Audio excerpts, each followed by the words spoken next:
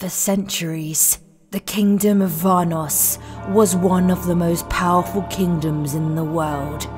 King Sigmund reigned together with his 3 sons, who always stood by his side, fighting against their enemies, because they had plenty. Because the army of Vanos was nearly invincible, the enemies of the throne tried to damage them from the inside. And one time, they succeeded. Assassins had poisoned the king's youngest son, Ivar.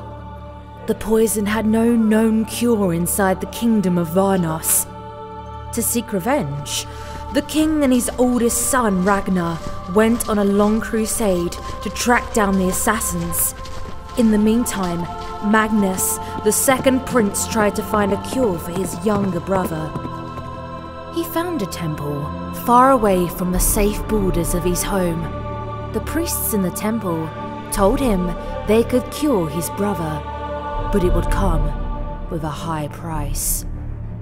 The prince had to deliver 499 warriors to the priests, and together with Magnus himself, they were tasked to serve them for 10 years to complete the ritual. This would be the biggest sacrifice of his life.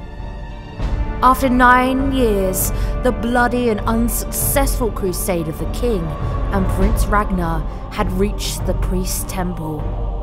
When they entered the temple, they witnessed the horror of what had become of Prince Ivar and the 499 warriors. They appeared more dead than alive. The king couldn't bear to see what had become of his youngest son.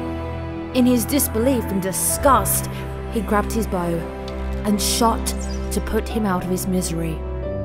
While witnessing this scene of horror, Prince Magnus realized the last 9 years of suffering had been for nothing. Filled with rage, he grabbed his brother's sword and cut his father's throat. Prince Ragnar fled back to the kingdom of Vanos and took control over the throne. Prince Magnus took control of the corrupted warriors and has sworn to destroy his father's kingdom.